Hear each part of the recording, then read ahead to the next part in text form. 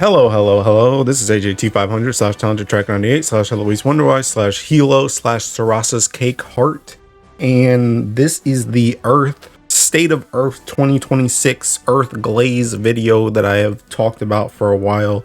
Gwendolyn, thanks for inspiring me to continue doing this because I was getting pretty lazy and I didn't feel like doing it, but I just decided, let me just get out of thinking bed and do this joint. So, we're doing it.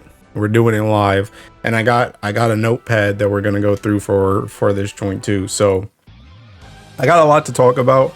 This video is going to be pretty much going over a lot of what happened in 2025, a lot of stuff that just how I feel about Earth right now, because I'm one of those type of people where I've said it before, where I rant a lot about Granblue because I'm really passionate about Granblue. But the thing about it is, I think it's also important to not only give like constructive criticism, but also like hype up side games when I feel like they do something right, to like give them their flowers when they do something right, because sometimes they do stuff wrong and I get pissed off. But so I just kind of want to go through. This is pretty much, like I said, this is going to be like the state of Earth right now at the start of 2026. We'll see what happens at the end of 2026 going into 2027, if anything changes. You know, I'm sure stuff will change, but like how much stuff changes, blase. But yeah, this is going to be me going over this stuff. I'll talk about the stuff that I like, that's the, you know, just the situation that we're in Earth, and stuff that I want to see change in the future as well. So yeah, pretty much get into it. So state of Earth in 2026. Overall, I'm happy with Earth. A lot of improvements in 2025. I'm excited for new additions in 2026. Weapons, grids, and classes, new additions. So we got Held in Hymna, and I'm not gonna spend too much time on a lot of this stuff, because a lot of this stuff, if you want to get like super in-depth about it, me and Cajun talked for like 4 hours about it in the pre-Guild War Ramble. A lot of that stuff that I said there is still relevant for this. I just wanted to make this video because I wanted to go over Earth overall, and that show is more Guild War focused. So even though we talk about like all the weapons, character summons, it's much more of a Guild War focused lens as opposed to this, which is overall for the state of the game with Earth. So all that's to say is I'm going to bring up a lot of Earth related stuff, but I'm not going to go like super in depth with all of it. Mostly for like the weapons, right? So Held in Hymna, I mean, it's a really good weapon. It gave us Echo. We started building crit for different stuff. It's boosted our auto grids a lot. It's also like a unique Echo, so it works with stuff like even stuff like Makara, whereas sometimes Makara will have issues with other related like Echo sources, like that's based on only TA and stuff like that. So it just kind of works universally. It gives a lot of damage, it gives a lot of crit, you know, blase. Staff of the Medicinal Master, which is Baja's weapon. Baja's weapon is our impalement, so that helps a lot with our Ogi.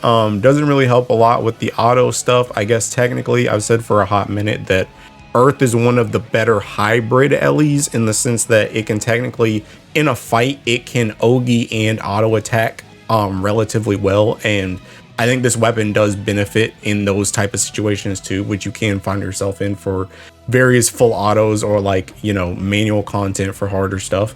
So yeah, it's a good weapon overall. I know a lot of people were really shaky on this weapon, myself included, before it came out, because the Ogi one just seemed lackluster, and I do think it is still probably the most lackluster of the three, just because it's like so niche, like it's you know, specifically for Ogi, but it is still a really good weapon regardless.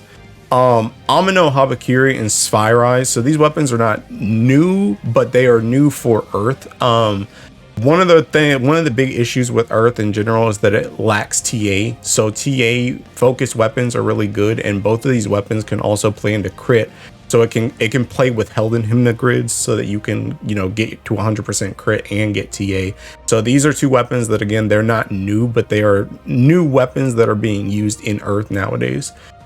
Celestials, also not a new weapon, but they did get their like FLB, like awakening things. So that is really helpful. We've seen a lot of usage of specifically the staff Even more so in Ogi grids now. We're starting to bring like an Ogi staff for that stuff, but also again we are lacking TA. So TA can be useful on an attack awaken one as well. I haven't really seen a skill one used, but celestials in general, things like the celestial sword, celestial staff, celestial axe, celestial fist, celestial katana, celestial harp, all of these different celestials can all be really useful in Earth, and they're seeing more use now because of the ability to use them in like extra slots and stuff like that.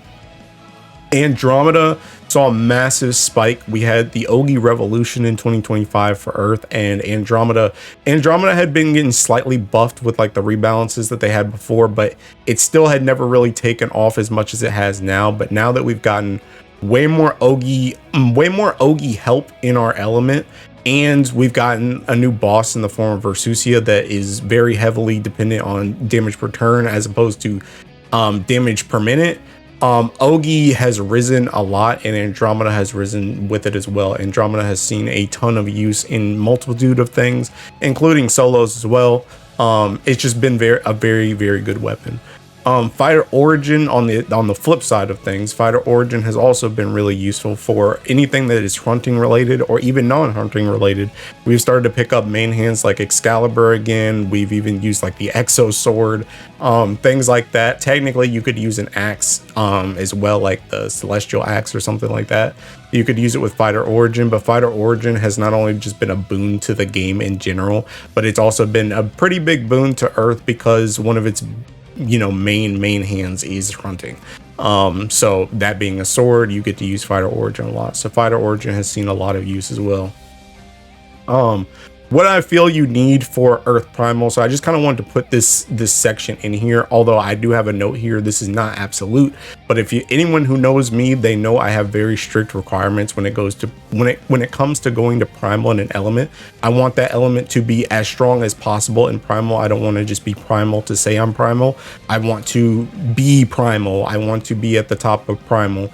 In my opinion, these are the type of things I think you need for Primal Earth. I think you need 3 to 4 Helden Hymns. I would strongly encourage 4 at this point in time, just because if you go single-sided, which is becoming more and more prevalent with the release of Versusia Summon, if you go single-sided, this is the best way to get your crit and your echo with 2 Medusas. So going 4 Helden Hymns and 2 Medusas. Technically, I guess 3 Medusas, which is also the reason why 3 Medusas can also be useful as well.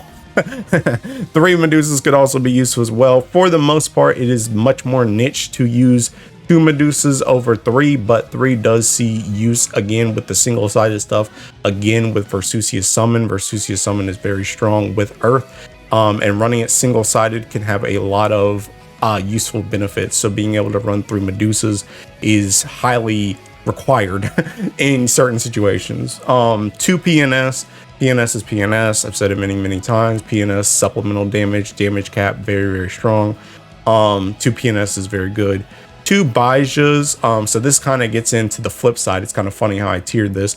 Earth Primal is extremely expensive right now for an element because essentially you run 2 different grids. You run an auto-based grid and you will run an Ogi-based grid, and they don't really share a ton of weapons between each other. So pretty much the first 3 weapons I talked about, Helden Hymn, Medusa, and PNS, are mostly for the auto side, whereas Baija, World Ender, and Galleons are pretty much for the Ogi side, and also Huntings for the auto side and Andromedas for the Ogi side.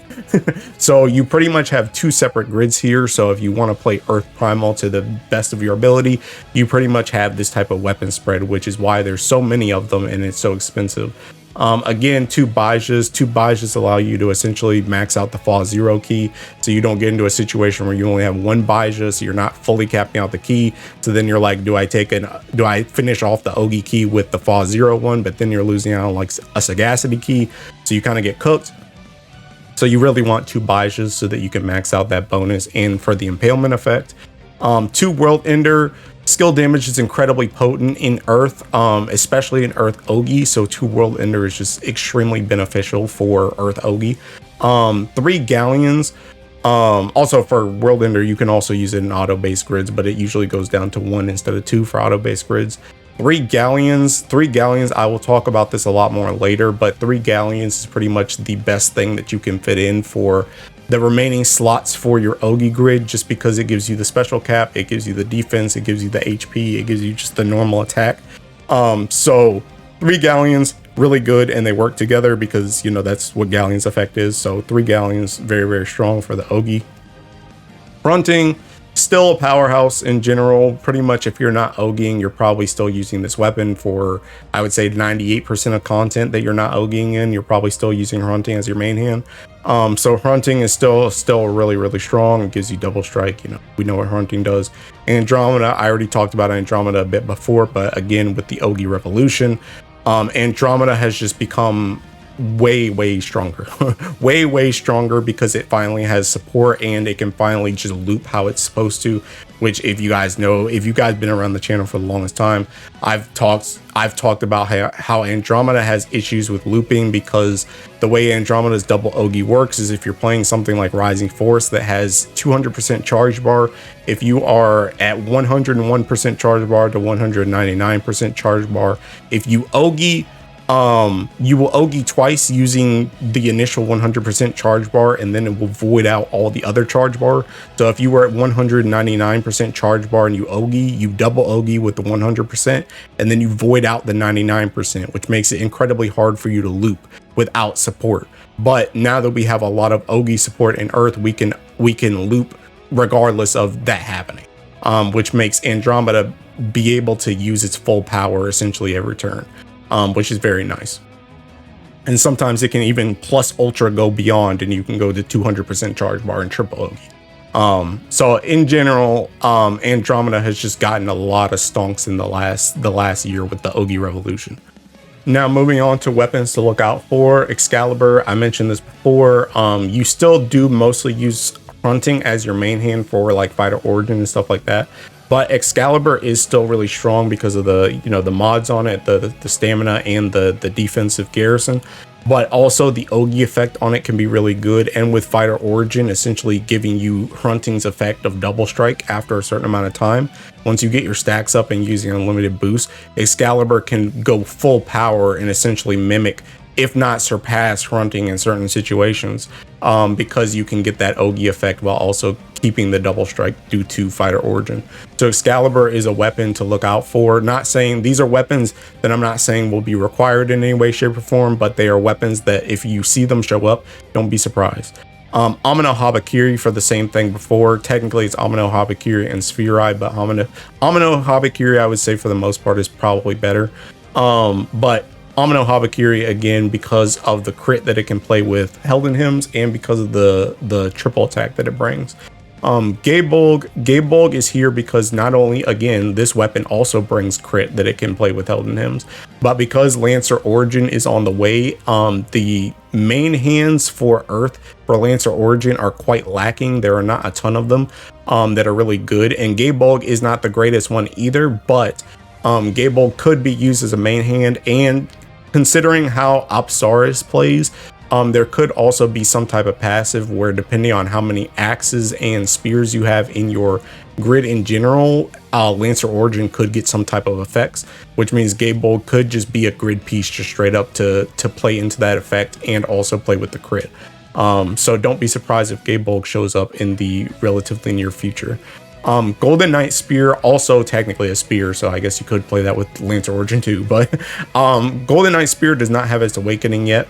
But Golden Knight Spear also, again, is another crit weapon. Golden Knight Spear also plays into Ogi, and I've talked about the Ogi Revolution like 10 times already, so you could play this once it gets its awakening. If you want to play some type of Helden Hymn Ogi grid, you could be using this as a big crit source. Formal Fraud Weapon is essentially like a mini World Ender that also has healing cap on it. It does not have FLB on it, but I know ever since I've seen that weapon, I've been waiting for it to get an FLB and an extra skill, because whatever they put on it could make that weapon a powerhouse for high level grids to kind of replace World Ender while also giving you more defensive capabilities. Raziel Gun has shown up a bit in Guild War for a various amount of setups, but mostly it has to do with the soldier stuff. The bullets that we have gotten from Fall Zero and Hexa have made Raziel's gun come back as well, because Raziel's gun also has the same amount of ammo slots as Hraesvelgr, so it can kind of mimic like that. Also, its kit in general kind of mimics a baby Hraesvelgr. So Raziel gun may be continuing on the rise, considering it can be used with anything that requires a soldier setup with the bullets. Shalim Harp has been on the rise as well, again with the Ogi Revolution. It gives special CA cap and just boosts your Ogi specs even more, so it's a useful slot in, especially because most Ogi grids, I guess I should go over this too because I kind of skipped over it before. Actually, let me finish this and then I'll come back to it. But essentially, Ogi grids can use the Shalim Harp. And then Future Axe and Spears. So Future Axe and Spears, they both can be useful for, again, the Lancer Origin in the future. So in case that is used in the future, whether as a grid piece or main hand, any future axe or spears from grand weapons or farmable weapons, any of that stuff could be useful in the future. So what I wanted to bring up was I wanted to bring up some of the sample grids. So I'm not sure if it's this grid or I think it's this grid. So this right here is pretty much a sample grid for Earth auto base. This is kind of what I was talking about earlier with the two different types of grids up here, which is when I should have talked about this, but I kind of forgot. But anyway, so this is essentially a standard auto base grid. You can also do a grid that is like this, where you have 4 Helen hymns. If you're doing single-sided stuff with like Versusia, you can also in certain situations also bring in a 3rd Medusa here as well. For Ogi base grids kind of look like something like this, where Ogi base grids are pretty much the 3 Galleons, 2 Baijas, World Enders, and then you have an extra slot here that can be a Celestial, or if you put the Celestial down here, you can also bring in the Shalim Harp, which is the reason why the Shalim Harp here reminded me of this slot here. So pretty much these are the 2 grids and those are the 2 weapons. The 2 weapon, setups. You can have a lot of deviation from this, but that is pretty much the standardized, like, quote unquote optimal setups for the vast majority of content. They pretty much always look like that for auto base grids or Ogi base grids. Now let's move on to the big one, which is the characters and summons. Okay, so for characters and summons, again, I'm not going to go too much in depth with all these characters and summons. I just want to kind of go over what is used in Earth in general. So for new additions, last year we got Valentine Makra, Summer Luo, Siegfried Grand, Formal Fra, Summer Lich, Christmas Reinhardzar, Christmas Bennu, and Baija. We also, in conjunction with that, we also got the domain expansions for Octo and Sarasa, which also brought them in as well. Technically, we also got Sidala. Let me put this in here. We also got Sidala, FLB, and Super Sidala. Those also came in last year as well. Now for prevalent characters, just in general for Earth, Sarasa, Octo, Came and Lobelia. They also are going to be on the rise because they've already announced that we're getting Evoker Transcendence. So as they come out, they will see more limelight than they are. And again, with the 2 Eternals, I mentioned already that they got their domain expansion, so they have seen more use as well. Sidala, both forms, Christmas Narmaya, Yukata Folia, Halloween Dante, Christmas Shalim, Uriel Grand, Olivia Normal, Summer Raziel, Summer Silva, Valentine Makra, Summer Luo, Summer Lich, Christmas Reinhardzar, and Baija Grand for the prevalent characters. And then for the utility belt characters, we have Alexiel Grand, Kane Grand, Arcane Grand, Kane Grand, Sandalphon Grand, Christmas Anthuria, Summer Ilnot, Galleon Grand, Summer Vicala, Adam Normal, Sabrina Normal, and Medusa Grand.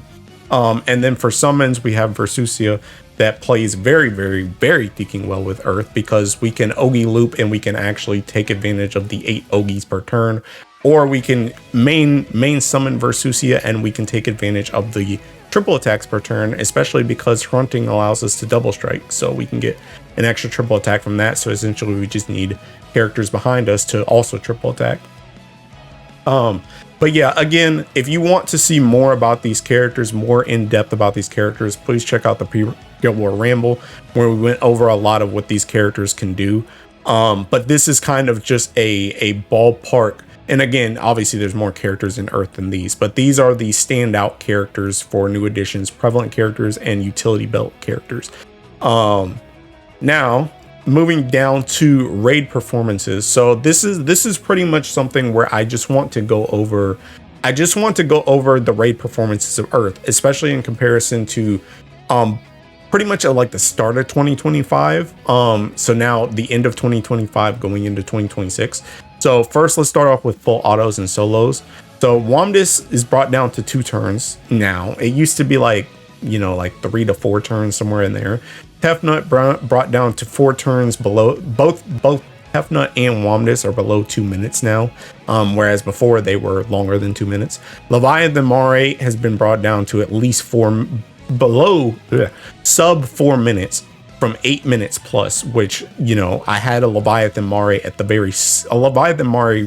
very start of 2025. I'm talking about how bad it was to full auto that raid, and by the end of 2025 we cut about 4 minutes, and now it is incredibly fast, which is really, really good. I'm very happy with that. Ultimate Bahamut brought down to 2 turns, very strong. Fa High Level brought down to about 5 minutes. Beelzebub down to 3 minutes.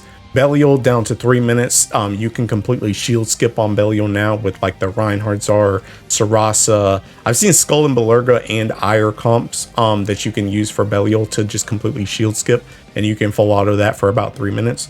Esoteric has been brought down to at least bare minimum sub 16 minutes. I know that's the fastest I've done. I haven't really seen anyone that's faster than that on Earth. Diaspora full autos have gotten down to sub 10 minutes. I don't know how to say this thing, Nihu, whatever. The new raid down to 5 minutes. That one's still new, so it's not super crazy, but it's down to 5 minutes. Super Ultimate Bahamut has been brought down to 3 minutes. If you're Ku_GBF, that man can solo that fight in 3 minutes. Fa Zero, also by Ku GBF, has been brought down to 9 minutes, but I've seen a multitude of 10 to 11 minute solo clears on Fa Zero. Hexa's been brought down to about 14 to 15 minutes. Still kind of longer than Fa Zero, just because most people that play Hexa with Earth are doing it on Ogi as opposed to doing some type of auto mash. So it's not really speed ran as fast as Fa Zero. Fa Zero and Hexa both massively improved for rooms with Fighter Origin, Makra, Olivia, Rhine, Kame, and new grid pieces. So essentially, whether or not you're doing the Rhine stuff where you're just using Rhine to tank everything and just run through everything, or if you're playing in a normal Fa Zero or Hexa room, Earth's improvements with auto based stuff and with these characters has been massively improved, and with Fighter Origin has been massively improved over 2025. Versusia has straight up been soloed by multiple people at this point. It's the only element that's been soloed, and I already know people are gonna say, oh, but it's like the best Ellie in the game because it got soloed. Oh my god, I don't want to hear the same thing again. The same thing happened when Hexa first got soloed, and people tried to tell me Shishio was the best gold moon weapon because water could solo Hexa. That doesn't mean Earth is the best Ellie in the game just because it can solo Versusia. It just means it has the best tools to solo Versusia. It's the best built for that raid to solo it. So calm down. But regardless, it is still a very good achievement, and massive improvements with Ogi implementations and Versusia in general, with the summon for Versusia. So essentially the Versusia raid has seen massive improvements even since it first came out initially. Let's not talk about the world first clear with that joint because that team was god awful. But slowly people started to discover, okay, you can play the second phase with, like Shalim and Luo and Lich, but then we also got, we got more Ogi help with the Impalement, we got more Ogi help with Baija, we got more Ogi help with Versusia Summon, just to make us stronger in that raid ever since it even came out. So Versusia, pretty much the point of this is all the full autos and solos, and manual play has gotten a lot stronger for Earth in 2025. Joins improved, so this is like you joining a raid. Diaspora has improved with Sumaibito / Fighter Origin / Chaos Ruler setups. Diaspora in general for blue chests has gotten a lot stronger in 2025. Most of the setups that you use today are from 2025. Very, very good. Leviathan, Mare, slash Womdish, slash Tefnut have improved with Necromancer, Folia, Dante, Raziel slash Sarasa. So essentially all three of those raids, if you want to join them, they have all gotten better with essentially that Necromancer comp where you run Folia, Dante, and then you can run Raziel if you need to press an extra button, or you can run Sarasa if you just want to mash and just only use Cat Scratch and Folia as one. Bar raids, PBHL, Akasha, and Grand Order have all been possible now with Earth. You can run Ogi related teams, which I have a video of that, and there have been other videos floating around with it as well. You can run Ogi based stuff with like Octo and Baija and like Aralumaya or Sarasa or Manamel, Halloween Manamel. I can show you that team here. Up here, you can run this type of team. This can literally farm the bar raids. All three of them, you can farm all three of them, whereas for Grand Order you use a party that's like this one instead. So you can bar farm with Earth now. It's not, I wouldn't say it's not even necessarily the best because it is incredibly fast. The Grand Order one is literally 0 button and you get like 1.7 mil. The Ogi one for PBHL and Akasha, you can literally just do one button, which is calling Uriel Summon, which is very, very nice. But you can also add on Baija S1 as well if you want to get a little bit more damage.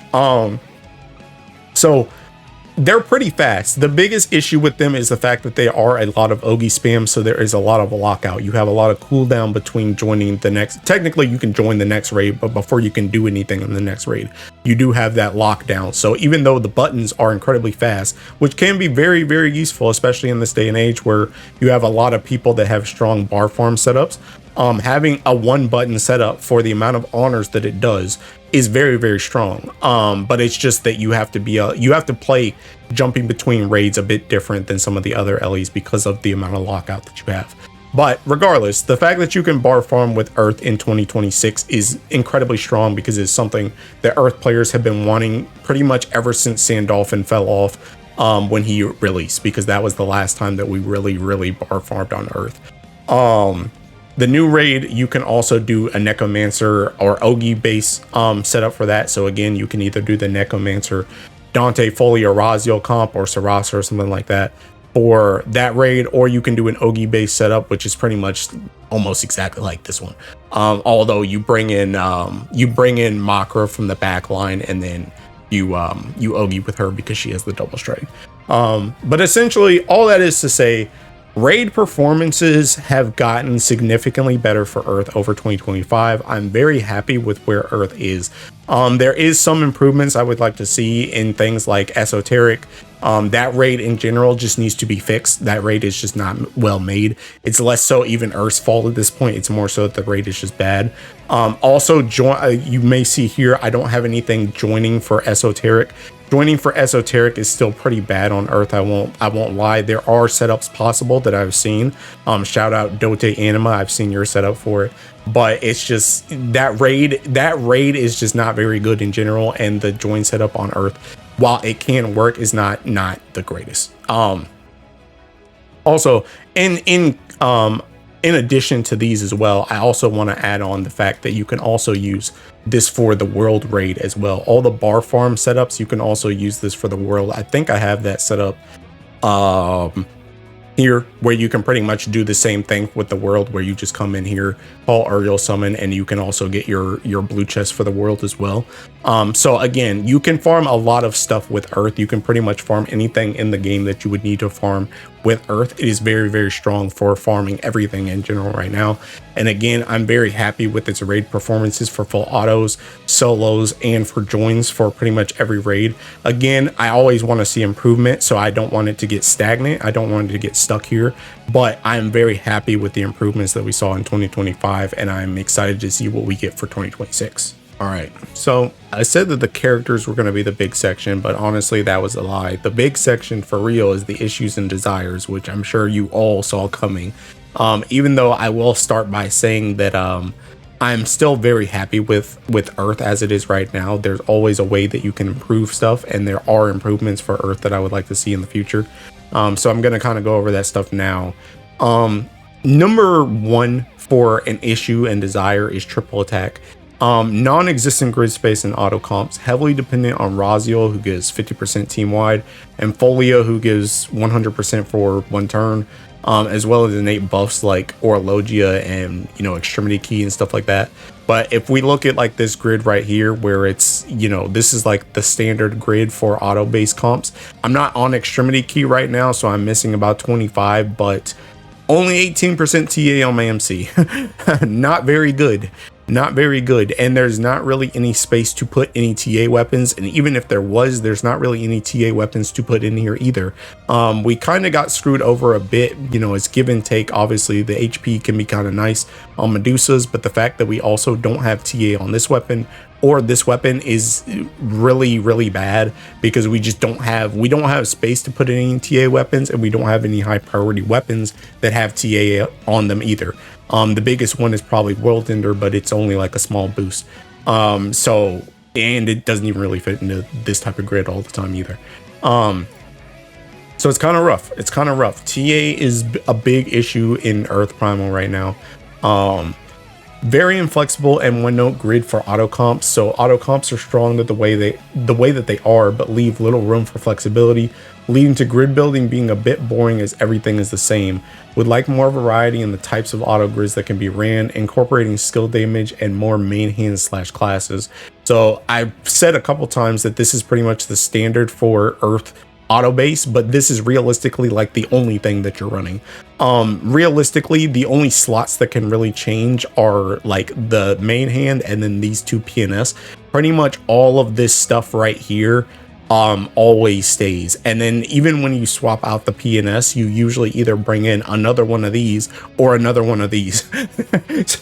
So it's just that the grid building is very stagnant. There is not a lot of experimentation you can do, and the grid in general is all very one note, because pretty much everything in here is technically this, you know, the crit boosts everything. It boosts Ogi damage, it boosts skill damage, everything like that, but it's really just everything is built around just autoing. That's what it's really built around. There's not really any skill boosting things in here that add anything. So it's like, that's the type of thing I would like to see, as well as again TA.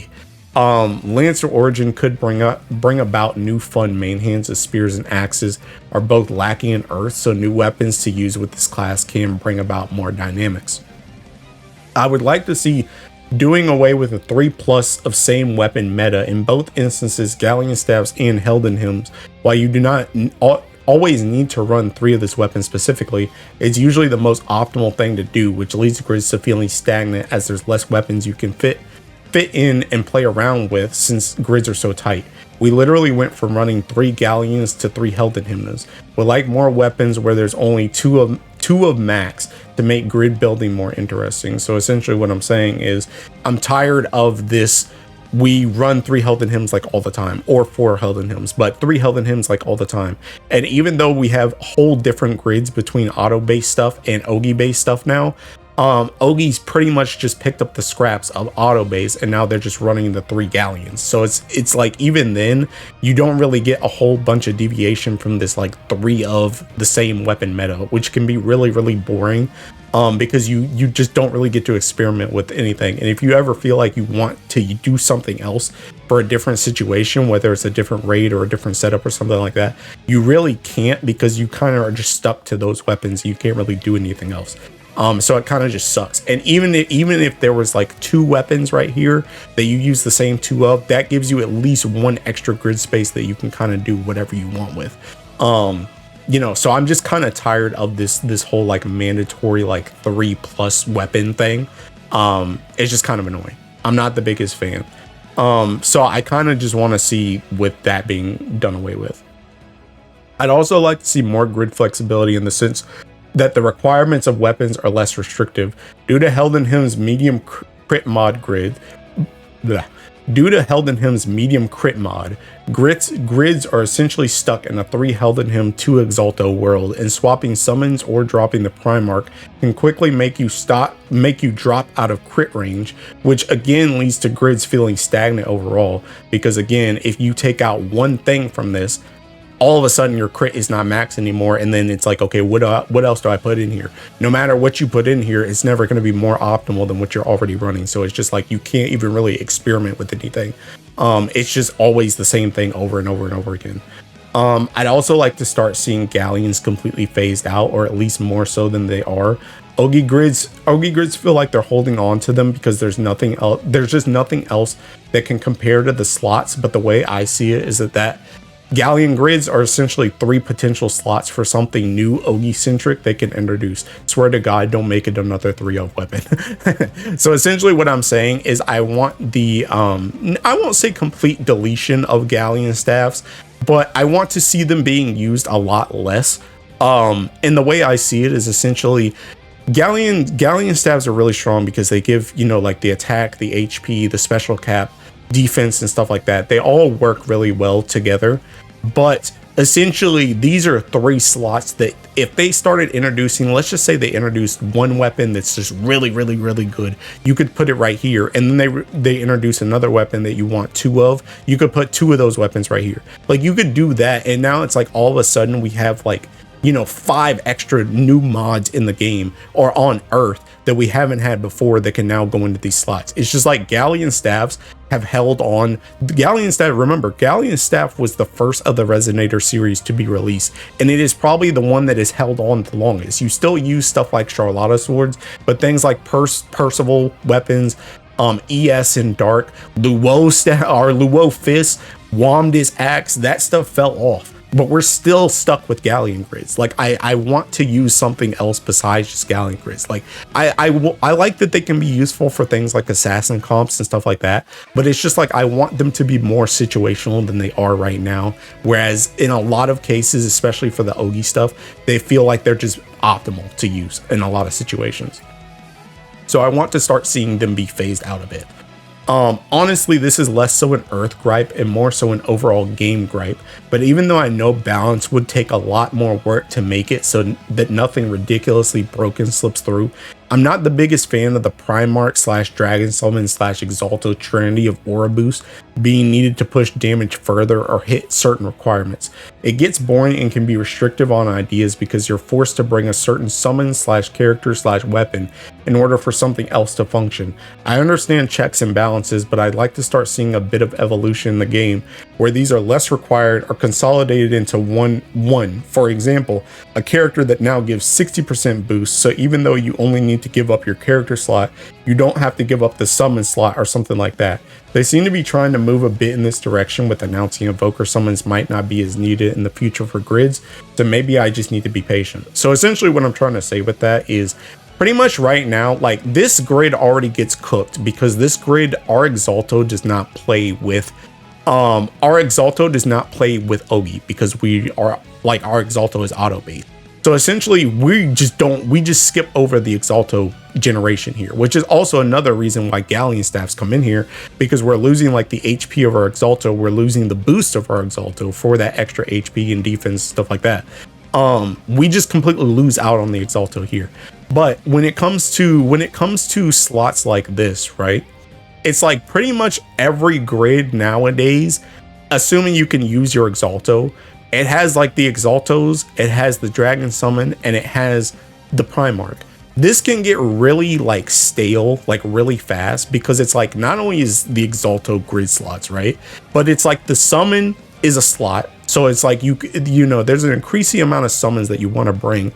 Sometimes you don't always want to bring Galleon. Or sometimes you want to do stuff that's like Yatima based, and Galleon being here, you have to like swap Galleon to the bottom or just call Galleon because of the way Yatima works. You can't guarantee it because Galleon is multiple. You can call Galleon multiple times. Same thing with like Uriel, where it's like sometimes you just want to bring another backline character, or sometimes you want to bring like pretty much like I was trying to make a comp, you know, yesterday that was like this full auto for ultimate Bahamut, right? And it's like, I literally, like, look what happens. Like with this comp, this comp is single-sided, right? Look what happens if I take Uriel out of this. Like, I guess let me go back to this. You see my damage right here? You see my crit right here? Like, as soon as I take out Uriel out of this, as soon as I take him out, oh, where'd my damage go? Where'd my crit go? I just don't have, I can't hit that because now I don't have Uriel, which now means now I need to make up for that, which means essentially, even if Uriel wasn't being used frontline in this party, I need to have him in the back line because otherwise I don't hit my crit. So it just becomes really stagnant because you're essentially tied down to like 3 different things. You're tied down to your Exalto, you're tied down to your Dragon Summon, you're tied down to your Primarch. And it just makes it so that team building and grid building and summon building can be really restricted because you always essentially have someone that is literally just there for that bonus and that is it. And it's just kind of annoying. So I kind of wish that there was some type of evolution, and even combining stuff like the example I used was like, okay, let's take the 40% and then just make a new character that instead of having 20%, they have 60% on them so that they're essentially making up for the lost dragon. But that kind of just like escalates the problem essentially, because then technically you could bring that character and Uriel and this, and they could start making stuff like instead of this destroyer needing 280, it needs like 340 or something like that. So it needs more anyway. So you essentially just, you know, increase the problem. It doesn't really help the problem. But it's just, I would like to see us move away from that stuff. I think it's been cool for like the couple of years that they've done it, but it's kind of like, it's starting to get a bit old to me, which again, that's not necessarily an Earth issue. That is an overall game issue, but it's just an issue that I've started to notice, and I notice it a lot in Earth specifically, which is why I'm bringing it up here, because I build a lot of Earth related stuff. So I constantly see this, okay, I have to bring Galleon, oh, I really need my Exalta for this, oh, I really need to bring Uriel backline even though I don't want to, just because I need that aura boost. So that's the type of thing that I'm talking about with that paragraph. All right, so next, more auto team based utility. So the vast majority of Earth's utility is all in its Ogi comps.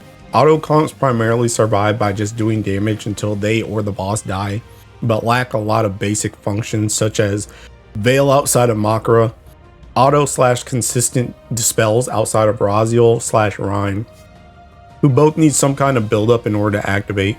Debuff clears, no one who is regularly used debuff clears.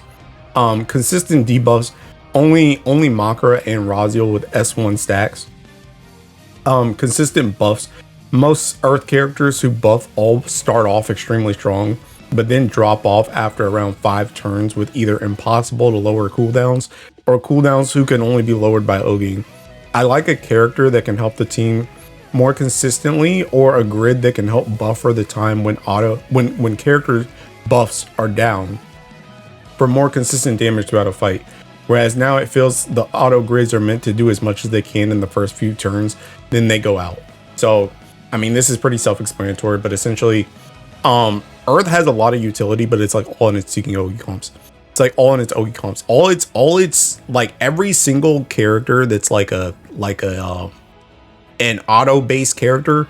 Well, I won't say every single one of them, but the vast majority of characters that are auto-based characters, they are like literally just that. They're just auto-based characters.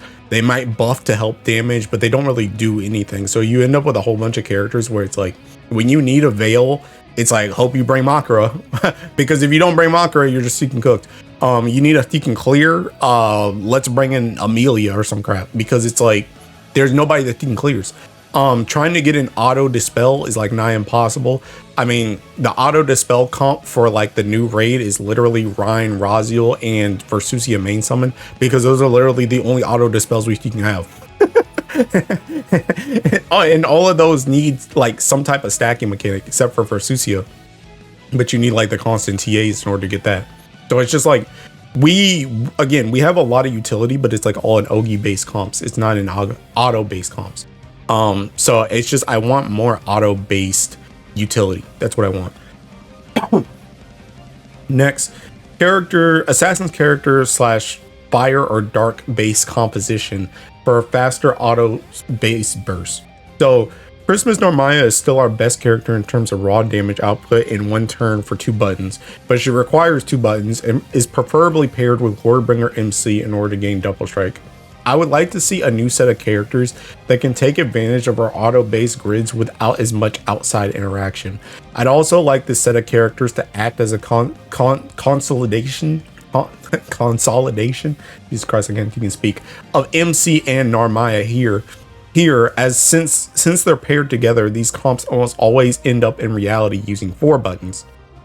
Glorybringer S1, the double strike skill, 2 Narmaya buttons. These comps also fall off massively after turn 1. So essentially with this, our burst comps have been very stagnant because we're literally still holding on to Narmaya, who's like a 2019 character or something like that.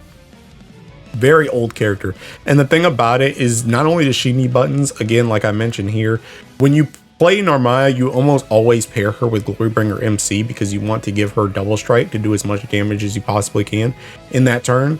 And realistically, if you're playing Glorybringer MC, you're also using your Hunt and you want to use that MC like the main hand effect on S1 for Glorybringer. So essentially, whenever you play that comp, you're bare minimum pressing like 4 buttons. Bare minimum, just to get both of those characters in functionality, which is just a lot of buttons that I just wish, like, when you look at a comp like you know, like Dark, right? It's like Ereshkigal, MC, Sariel, Sidala, like Ilsa. It's like you come in, you press Ilsa S1 and it just works. Like you just go. That's all you have to do. You get Sariel triple striking, you get Sidala double striking and she's nuking. You get Ilsa doing double strike and Ilsa just buffed the whole team. So it's like essentially I want a composition like that where instead of having to press 4 buttons to do something, I want to press like 1 or 2 buttons and then it just essentially does everything by itself. You know what I mean? That's the type of thing I want. The same can be said for Folia, Dante, Raziel/Sarasa comps with Necromancer. While the buttons in these comps are lower, cat scratch in either just Folia S1 or Folia S1 plus Raziel S2. These setups are not quite at the same damage level as the Narmaya type of comps and also fall off massively after the first turn. This is in line with what I said about more consistent buffs or grids to help buffer the downtime. Examples, like I mentioned a second ago, include things like Ereshkigal's ability to consistently double strike for multiple turns, or Fire being able to gain multiple attack phases due to Sun Call and Percival S3.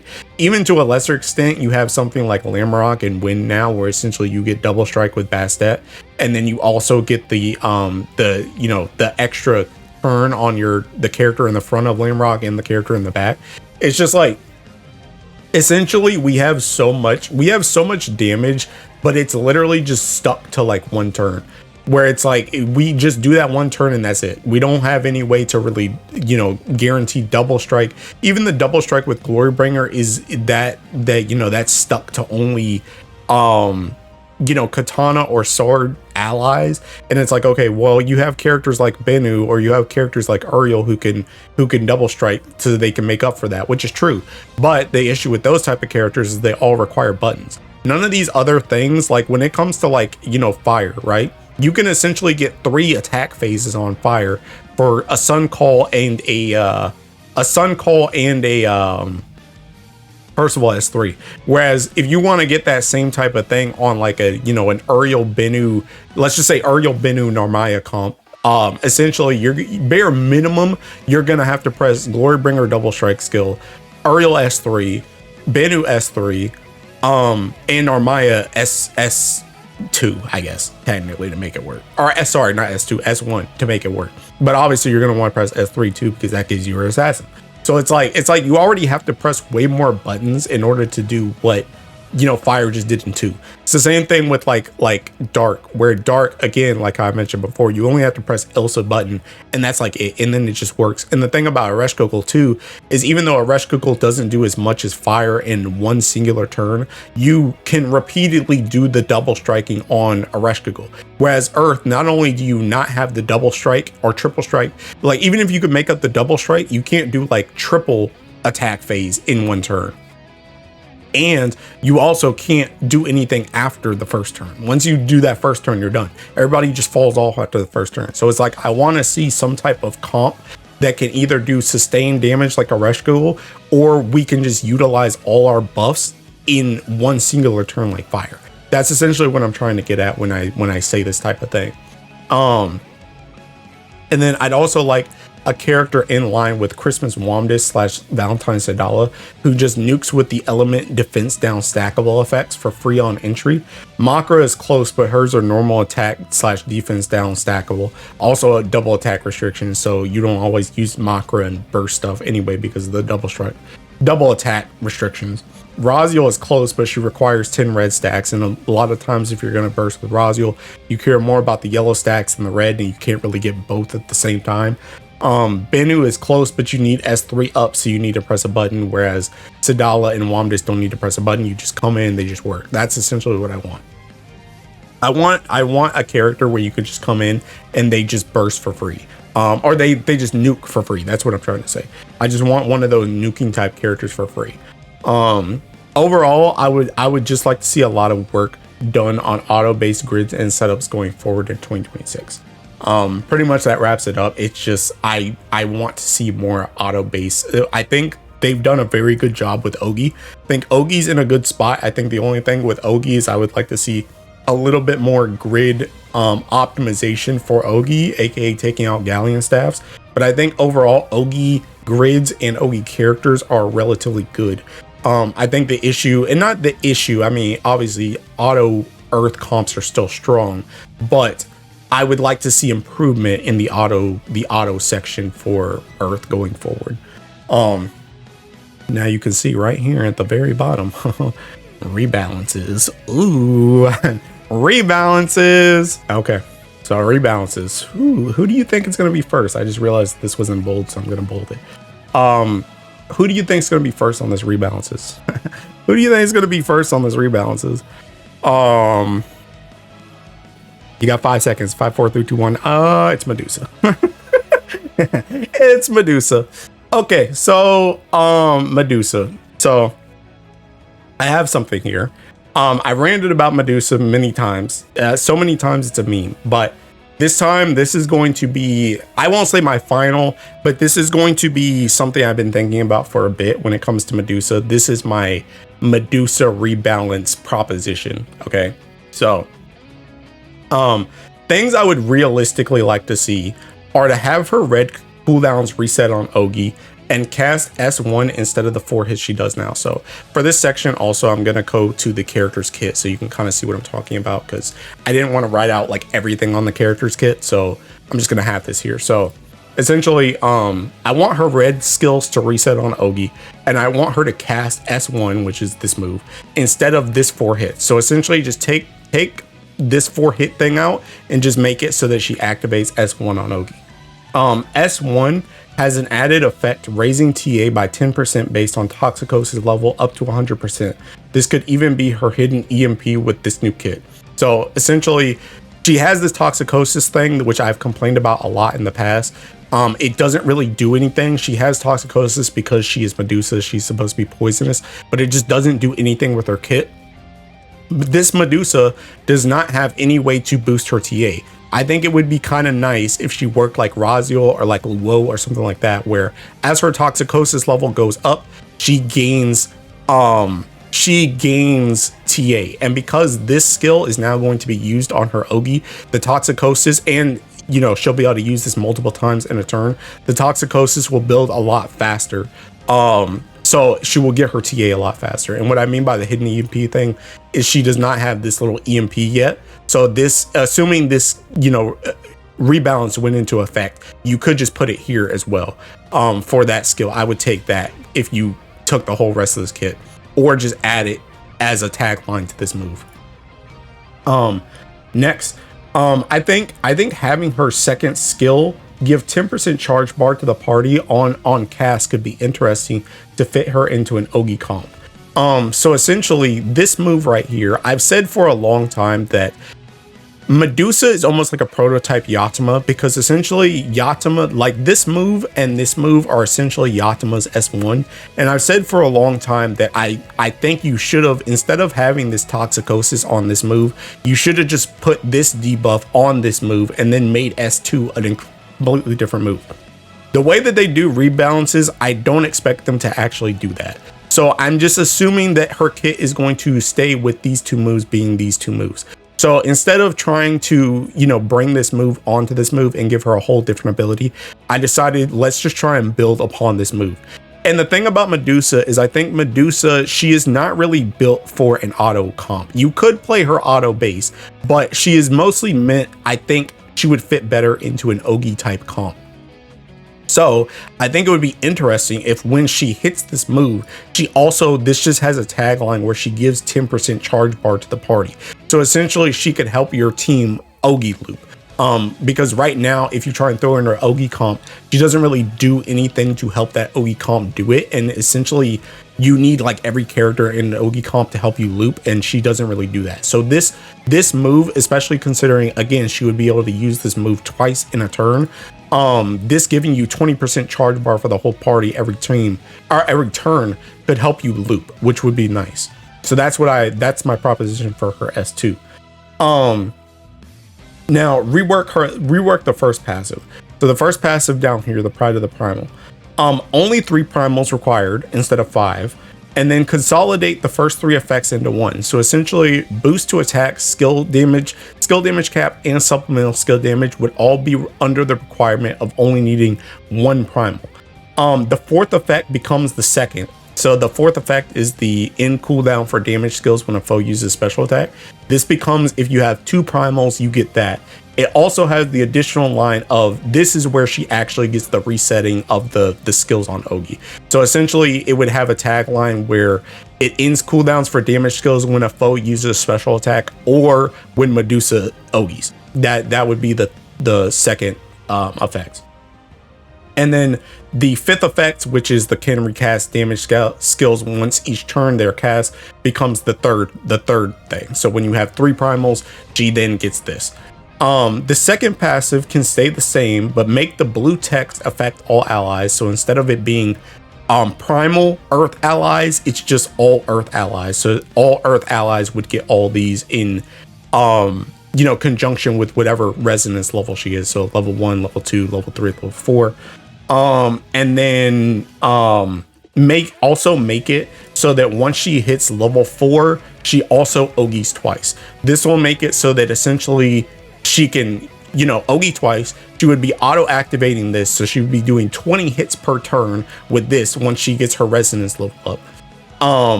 She can also play into Verzucia looping because she would be double Ogi, which is something that makes it so that you can do the 8 Ogis.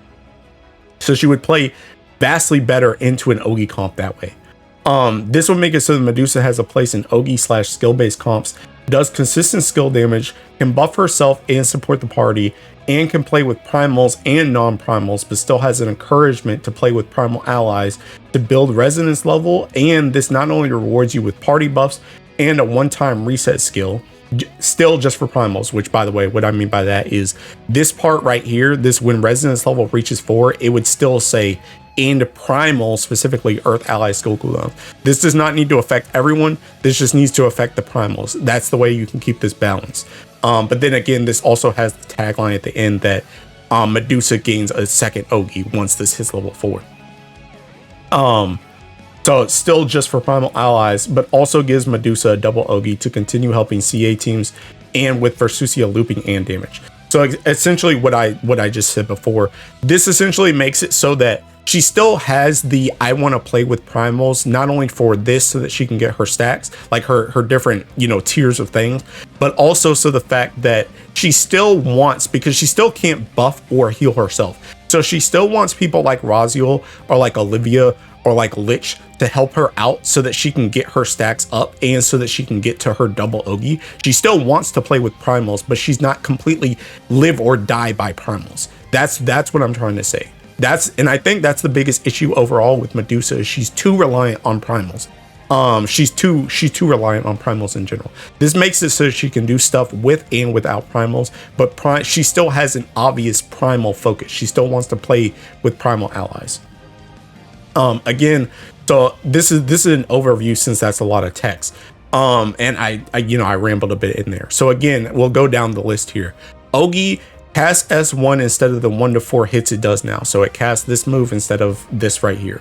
S1, it raises Medusa's TA based on Toxicosis stacks 10% per level up to 100% with 10 stacks. So essentially, she can get to max level 10 Toxicosis. She gets 10% TA per stack. So once it's 10 Toxicosis, she has 100% TA.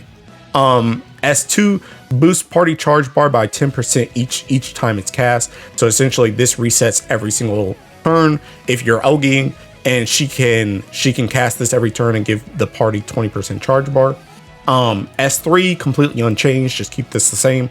S1 only three primals required. First effect is boost to attack, skill cap, and supplemental skill damage. Second effect is in cooldown for damage skills when a foe uses a special attack or when Medusa Ogis.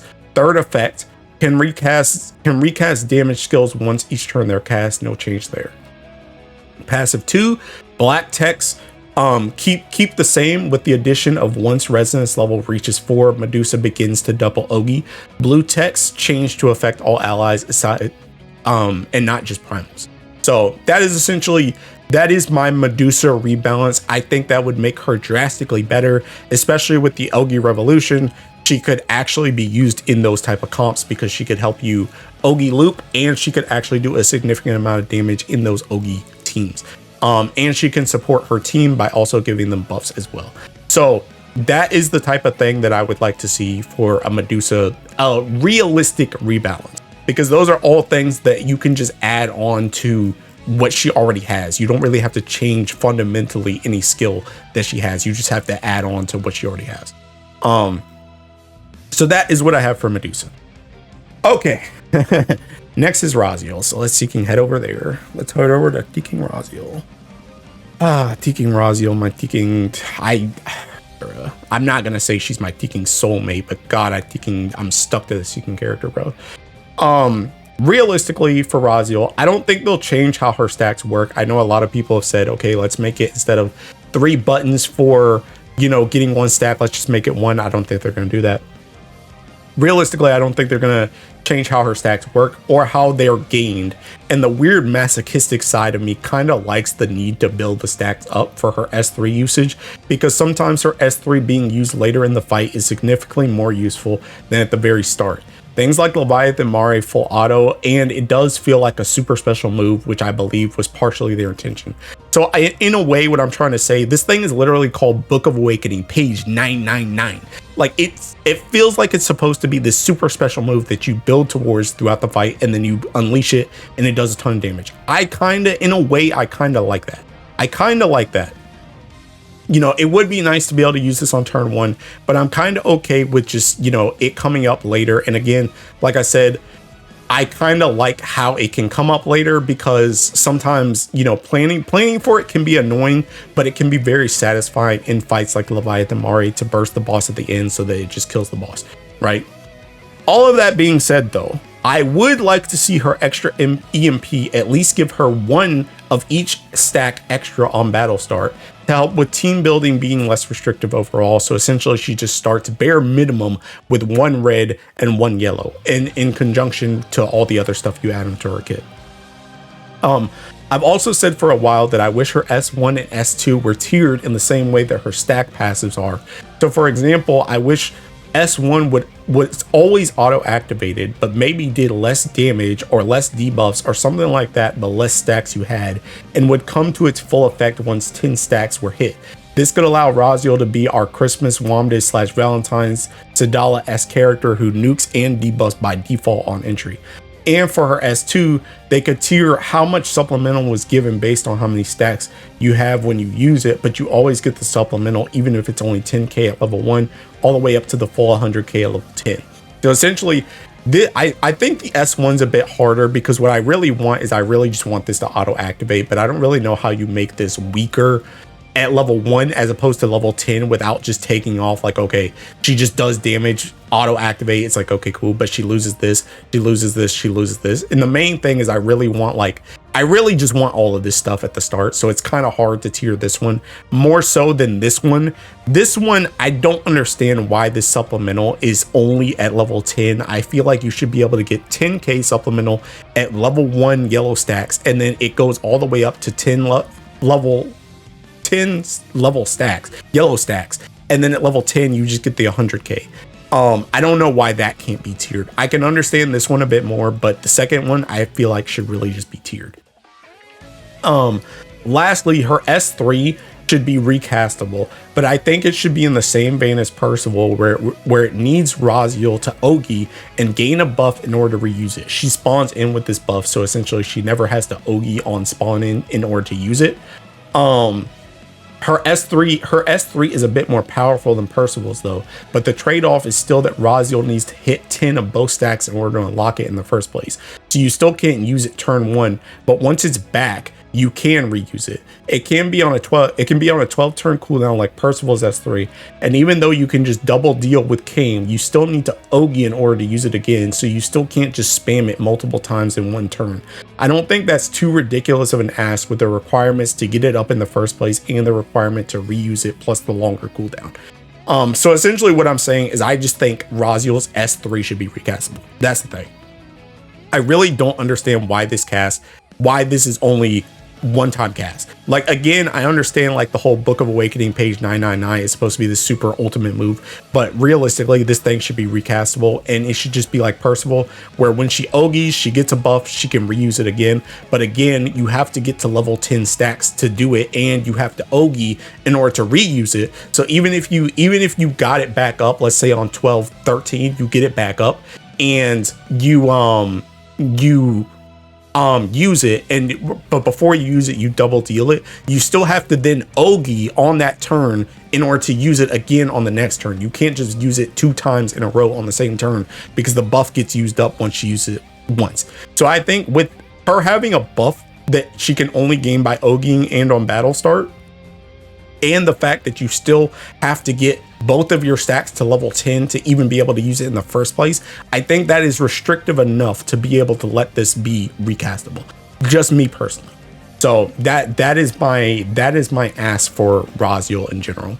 Okay, so next we go on to Christmas Bennu. So for Christmas Bennu is quite easy.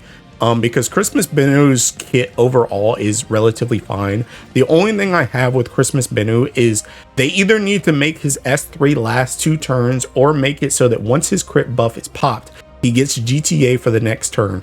His power significantly dropping and being inconsistent on the turn where his buff is active is a joke. It is honestly so stupid that he gets all of this power for a single turn and then he drops this buff that then activates on the next turn, but then this is over and the man doesn't even have GTA. So this man literally single attacks into his own buff on the second turn. This needs to either last for 2 turns,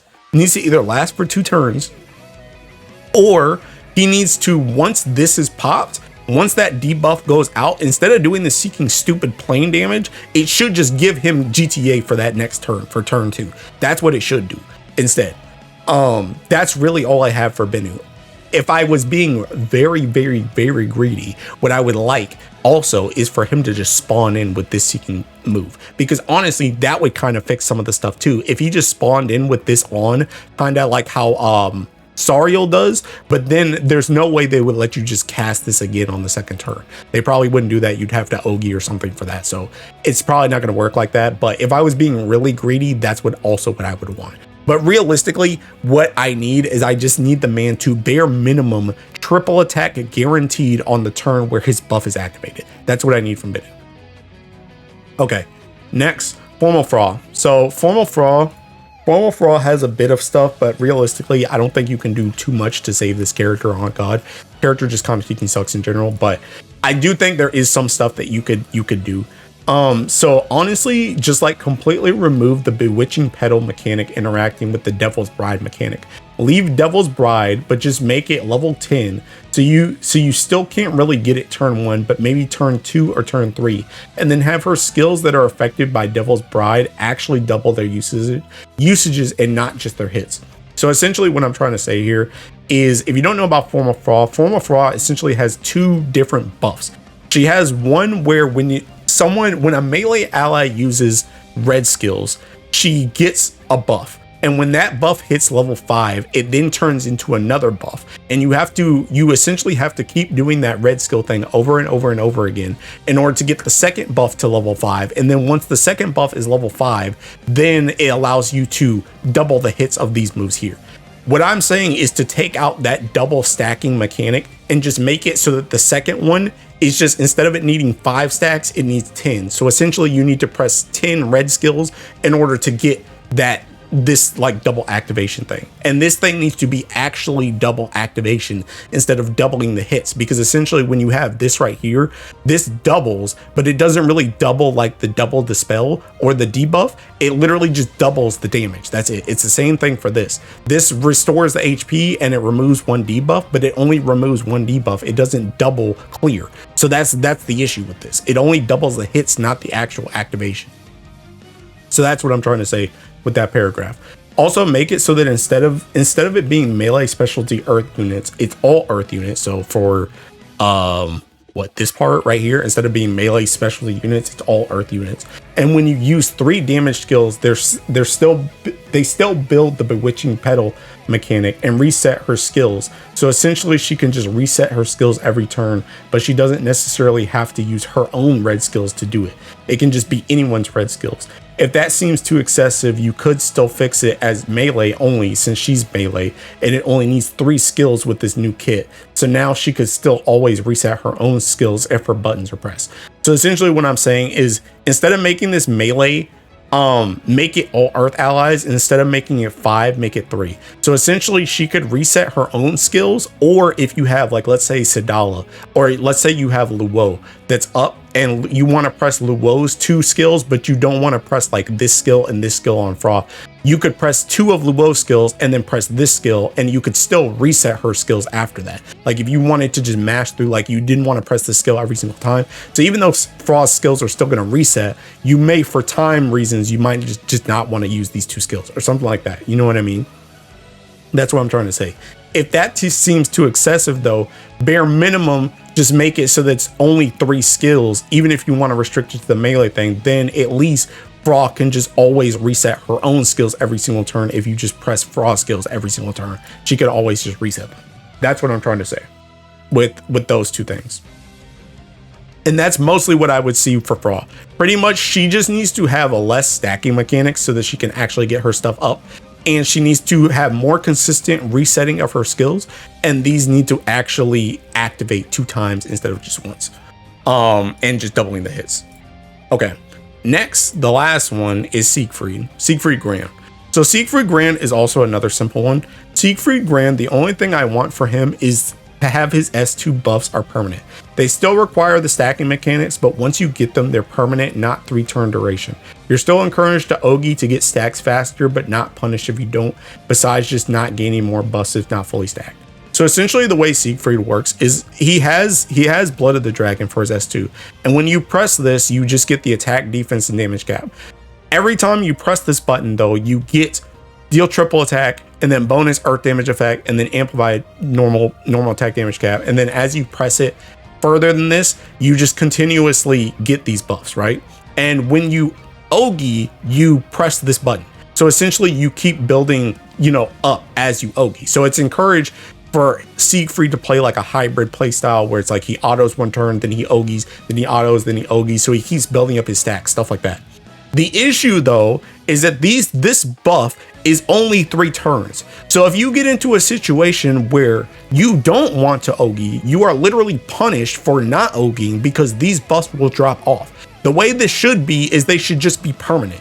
So once you press this button, you always have these 3 things. Once you press it again, you always have this. Once you press it again, you always have this. Once you press this again, you always have this. So example, if you want to press this, like let's say you press this and then you want to do, auto that turn, Ogi next, you get the triple attack. Auto next turn, Ogi next, then you get this. Auto next turn, Ogi next turn, then you get this. Then you just don't want to Ogi with the comp for the rest of the run. You don't want to OG for the comp with the comp for the rest of the run. You should keep all these stacks that you built up with. The way they have it right now is not like that. If you stop OGing after these 3 turns, you drop this entire thing.